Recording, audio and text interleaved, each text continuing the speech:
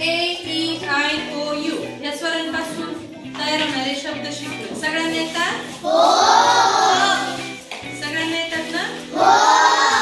Sound of A, sound of E, sound of I, sound of O, sound of you,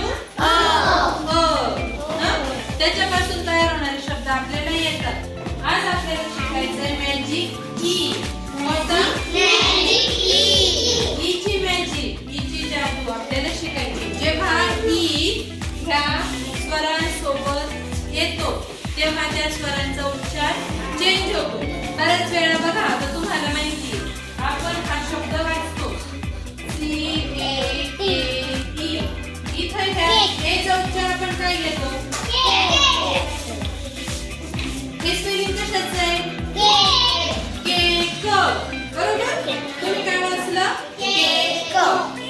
आता जर आपण ह्या एचा साऊंड ह्या वाचला, एचा साऊंड जर आपण ह्या वाचला तर काय होतं? कॅट. बरोबर आहे का? मग त्याचा उच्चार नाही. म्हणजे याला आपण ए का बरं म्हटलो? कारण ह्याच्या सोबत काय आलाय? ई.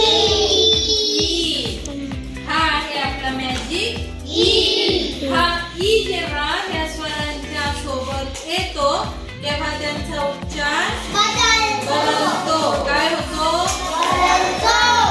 आता हे बघा, अजून एक C-A-N. काय आहे? सगळ्यांनी सांगायचं C-A-N. काय? तेव्हा आपण याचा काय केला उच्चार? ओके. आता आला आपला मॅजिक.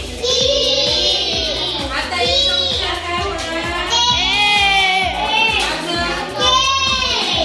काय झालं? याचं लक्षात आलं सगळ्यांचं? आपला हा जो मॅजिक ई आहे तो जेव्हा ए सोबत येतो तेव्हा त्याचा साऊंड काय येतो? ई सोबत येतो. आपण बोलताना याला काय म्हणतोय? ए ए. याला काय म्हणतो? ई. याला काय म्हणतो? आय. याला काय म्हणतो? आणि याला काय म्हणतो? ओके. म्हणजे ई सोबत आल्यानंतर आपण यांना जे म्हणतो तसंच त्याचा उच्चार येतो. एवढं लक्षात ठेवायचं. ठीक आहे. आता उदाहरण मी तुम्हाला सांगितलं C-A-K-E. इथं ई आल्यामुळे याचा उच्चार काय झाला? म्हणून आपण त्याला काय म्हटलं? आपण आयचा उच्चार आधी साऊंड ऑफ आय काय म्हणायचं? Sound of I E. बरोबर की नाही? पण हे बघा, N-I-N काय होईल? नील. बरोबर की नाही? कारण आयचा उच्चार आपण ई करतो. N-I-N नील. P-I-N पीन असं करतो की नाही आपण? पण जेव्हा ह्याच्या सोबत आपला मॅजिक ई आला N-I-N काय होतं? नाही. आपण इथे याचा उच्चार काय केला? काय केला? नाही. हे केलं N-I-N-E नाही. कुठे हे ई आपण आईचं शिकतोय ना? बरोबर?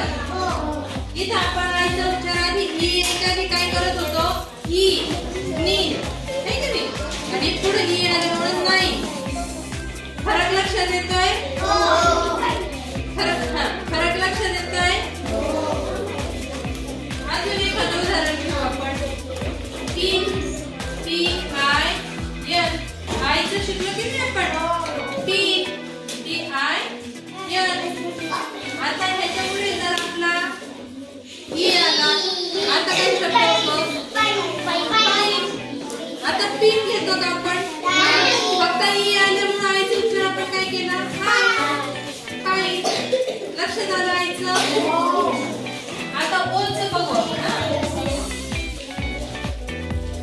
ओ. C-O-T. C-O-T.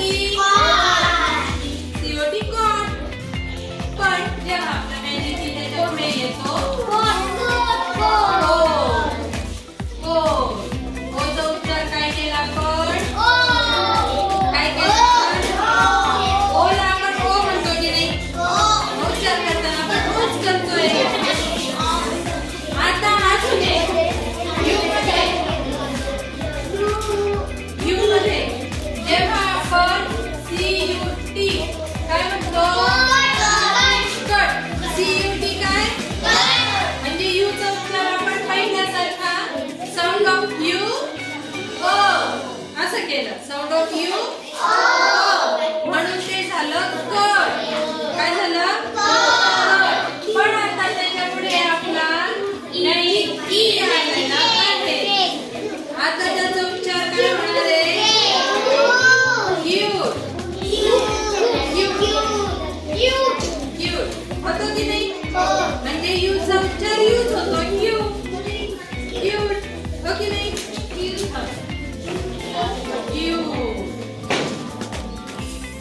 या यू चा उच्चार काय झाला